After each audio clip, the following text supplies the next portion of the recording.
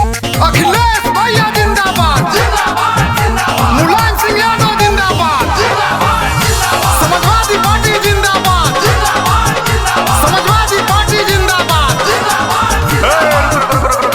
अरे कैसा ने बहुत ही बड़ा को गिरा के बैठल हो, तनी बतावा त। पूरा भइल न जो ये देवरू लोग बाटे न जो ये देवरू का भइले भौजी? पूरा भइल न जो ये देवरू लोग बाटे न जो ये देवरू मचल बहाला गाँवे मोहल्ला के कर के ताज बनाई मचल बहाला गाँवे मोहल्ला के कर के ताज बनाई भौजाई लोगन काजी? साइकिल के बटनी दबाई अखिलेश जी के यूपी के सीएम दा बनाई। भौजाई लोगन साइकिल के बटनी दबाई अखिलेश जी के यूपी के सीएम दा बनाई।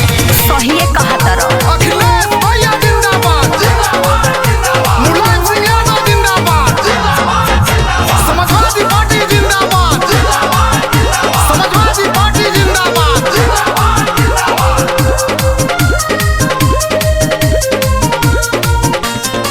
गुंडाराज भ्रष्टाचार बढ़ल बाटे अत्याचार कैसन सीएम से पाला पड़ल बा झूठे सपना देखैले हजार अरे अब पता चलल हो। का करी दिमाग के खराब हो गई पूरा काम होई भौजी तू नोट करा हो, चला सपा के भौजी सपोर्ट करा हो।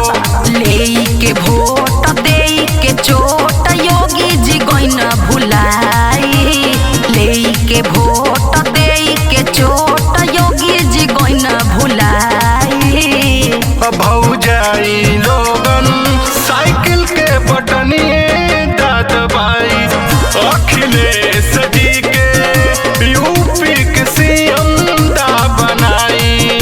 भौजाई लोगन साइकिल के बटनी दबाई अखिलेश जी के यूपी के सीएम दा बनाई।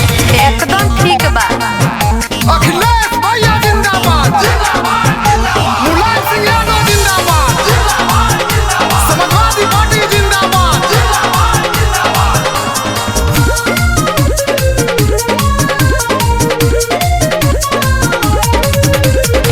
महंगाई नहीं जाई जबले पासा ना पलटाई झूठे वादा में मूर्ख बना के भाजपा राज चलाई अरे बड़ी दिक्कत होता हो अच्छा सुनील के ही है बता दिया हो, आनंद पंकज के ही है समझा दिया हो। सुनो छोटे लाल होई बवाल बीजेपी के दायब हटाई छोटे लाल होई बवाल बीजेपी के दायब हटाई भौजाई लोगन साइकिल के बटनी दबाई अखिलेश जी के यूपी के सीएम दा बनाई।